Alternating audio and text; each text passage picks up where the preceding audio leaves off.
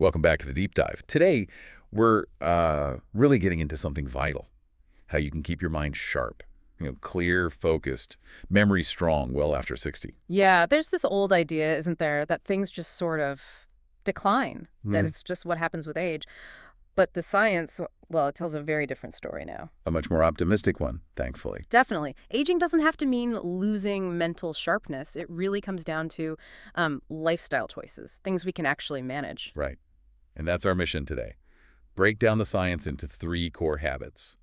The scientific trifecta, let's call it, for a resilient brain. It's not just about hitting the brakes on decline. No, it's more proactive. It's about building strength, adaptability. So we're looking at protecting the brain, strengthening connections, fueling it right, a whole system approach. Exactly. A holistic strategy, making sure the whole network, is firing on all cylinders. Okay, let's unpack this then. Starting with maybe the most foundational piece, physical movement.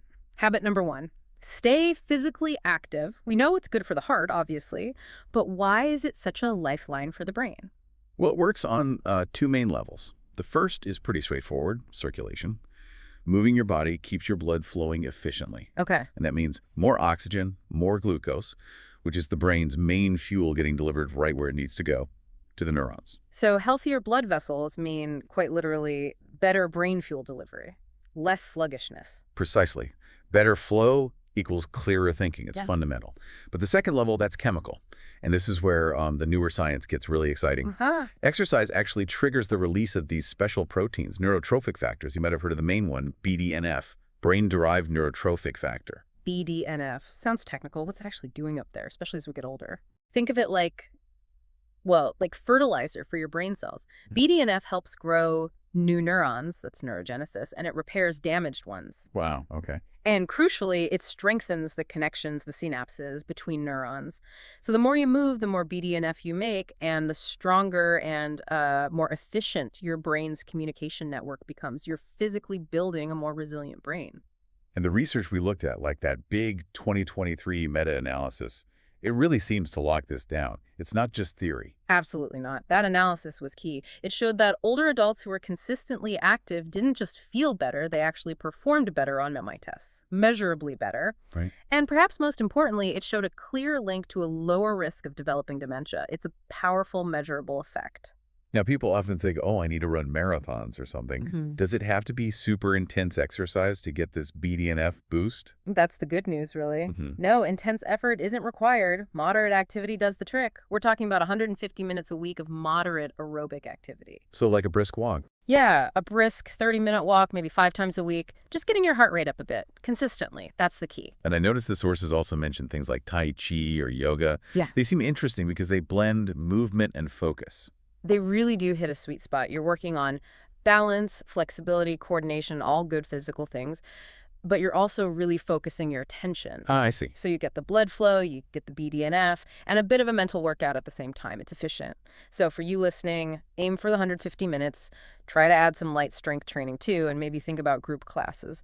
That social element adds another layer of benefit. Okay, so movement sets the stage, provides the fuel, the basic infrastructure. What's next? Making sure that brain infrastructure stays Yeah. busy, right? Exactly. Which brings us perfectly to habit number two. Challenge your mind. The agility builder. It's like muscles, isn't it? Use it or, well, maybe not lose it entirely, but it gets less agile. That's a great analogy. The brain loves, absolutely loves, novelty and challenge. We have this sort of reserve capacity. If we stop challenging our minds, those complex pathways can weaken. So decline isn't inevitable. It's more about underuse. In many cases, yes. The research strongly suggests that. It's often about not pushing ourselves cognitively. And the good news is you can slow that down, even reverse some aspects with deliberate mental activity. So what about routines? Like say I do the same crossword puzzle every single day.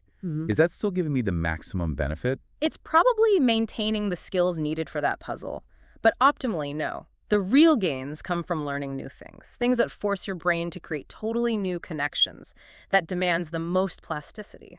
Can you give some concrete examples? What kind of new skills really fire up those circuits? Well, studies show things like learning a new language or picking up a musical instrument later in life, or even mastering a complex new craft. These lead to measurable improvements in attention and memory. Because they're complex and require focus. Exactly. They demand concentration, integrating different skills. Even complex strategy games, chess, bridge, or varied puzzles like Sudoku, they stimulate different brain regions than routine tasks do. Okay, here's where it gets really interesting for me. The sources talked about dual task training, making the brain juggle, essentially. Why is that so good for us? Ah, yes, dual tasking. It means you're asking the brain to handle physical movement and a cognitive challenge at the same time. Like walking while trying to memorize something. Precisely. Or maybe doing balance exercises while counting backwards by, say, sevens. It forces the brain to manage multiple streams of information Why is that particular kind of mental heavy lifting so important? because it directly targets and strengthens what we call executive function. That's the brain's CEO, planning, working memory, filtering out distractions. And that's often what gets a bit weaker with age. It can be, yes. So by making your brain juggle these tasks, you're essentially training it to allocate resources better, ignore noise, and manage complex situations. It improves real-world function, like reacting quickly or multitasking, and even reduces fall risk. That's incredibly practical. So tip-wise, try dedicating maybe 20-30 minutes a day to something mentally demanding. Yes, something that pushing you a bit. And don't forget social learning. Joining a book club, taking a class with others, that gives you intellectual stimulation plus that vital social connection. And the new skills don't have to be academic, right? Could be painting, cooking a new cuisine. Absolutely. Learning to use new software, photo editing, gardening with new techniques, anything that stretches your brain beyond its usual routine is beneficial. Okay, that flows perfectly into habit number 3. Eat for brain health, the nutritional shield. It's not just about general health. Food literally builds and protects our brain structure. It absolutely does. The brain is incredibly hungry, uses about 20% of our energy, and it's made from the stuff we eat. So there are 3 key nutrient groups we really need to focus on. First, omega-3 fatty acids. All right, the fish oils. Yeah, found in oily fish like salmon, mackerel, sardines. These fats are crucial building blocks for the membranes of our brain cells. How do they actually help the structure? What do they do? They keep the cell membranes fluid and flexible. Think of it like making the communication lines supple. A flexible membrane means neurons can send signals faster and more effectively at the synapse. Okay, clear signals. And if you don't eat fish, Then things like flax seeds, chia seeds, walnuts, or even a good quality supplement become really important to ensure you're getting enough. got it. And the second category was about protection, right? Fighting off damage. Exactly. That's where antioxidants are key. Aging naturally involves some oxidative stress. Think of it as cellular rust caused by free radicals. Okay. Antioxidants neutralize those damaging free radicals. You find them packed in colorful fruits and vegetables. Berries are fantastic. Also, dark chocolate, green tea. Less stress means less inflammation, which is a major enemy of cognitive health. And the third piece was specific vitamins from leafy greens. Yes, folate and vitamin K found in spinach, kale, collard greens. Research strongly links diets rich in these nutrients to slower memory decline over time. They seem to help maintain the integrity of neural structures, like internal scaffolding. So we know what to eat more of. But what should we actively try to limit? The big culprits are highly processed sugars and unhealthy saturated fats. Unfortunately, they're everywhere in many modern diets. And they cause inflammation. Yes, they promote systemic inflammation, and chronic inflammation is really detrimental to brain function. It interferes with signaling, promotes damage. It's just bad news for clarity and memory. Cutting back on sugary drinks, refined carbs, processed snacks, that's a huge win. So the overall pattern sounds a lot like the Mediterranean diet. Lots of plants, healthy fats, fish, whole grains. That's a great template, yes. It naturally includes most of these brain protective foods, and one more simple thing, don't forget hydration. Water. Easy to overlook. So easy. But even mild dehydration can instantly zap your focus and energy. Staying properly hydrated is absolutely fundamental for mental sharpness. So keep that water bottle handy and try working those brain foods in daily, a few walnuts, some berries. Okay, so we've got the 3 habits. Move the body, challenge the mind, eat smart. But the critical point here, the one the research really emphasizes, is that these aren't separate things to tick off a list. They work together. There's a multiplier effect. Absolutely.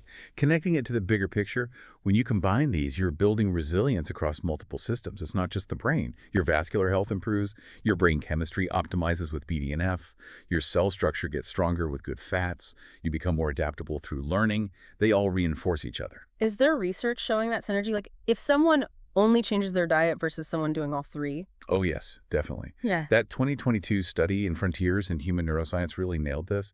They found that while just doing physical activity helped, and just doing cognitive training helped.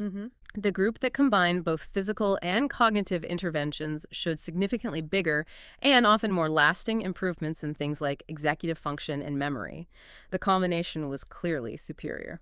So why is that combination so much more powerful? Why isn't just, say, lots of exercise enough? Well, think about it like this. Exercise, habit 1, improves the blood flow and creates that growth factor, body NF. Okay, so the potential for growth is there. Right. Sure. Fertilizer is ready. Exactly. But the fertilizer doesn't do much unless you plant seeds and tend the garden.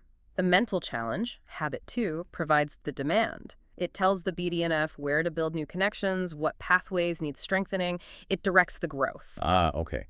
Exercise delivers the materials, challenge provides the blueprint, and nutrition. Nutrition, habit 3, provides the high-quality building blocks, those flexible omega-3s, the protective antioxidants, ensuring the structures you build are strong, efficient, and well-defended. It keeps the whole system running smoothly. It's a cycle. A completely integrated system. Makes sense. You really maximize that lifelong sharpness when you tackle it from all three angles together. So what does this all mean for you listening? I think the core message here is incredibly empowering. Aging doesn't have to dictate your mental clarity. Your daily habits, well, they really do. Yeah. You've got the science now on this trifecta. Move your body, challenge your mind, eat smart. And it brings up, I think, a really important point. The difference between just hoping for good cognitive health and actively building it. Healthy aging isn't just luck of the draw. It's largely the result of these consistent lifestyle choices. Every walk you take, every time you try a new puzzle or recipe, learn a new word, you're making a direct investment in your brain's future. A powerful way to think about it. Yeah, the power is truly in those small everyday actions adding up over time. A great final thought. So maybe start with one small step today. Which of these three habits feels like the one you can focus on strengthening this week? Thanks for joining us for this deep dive.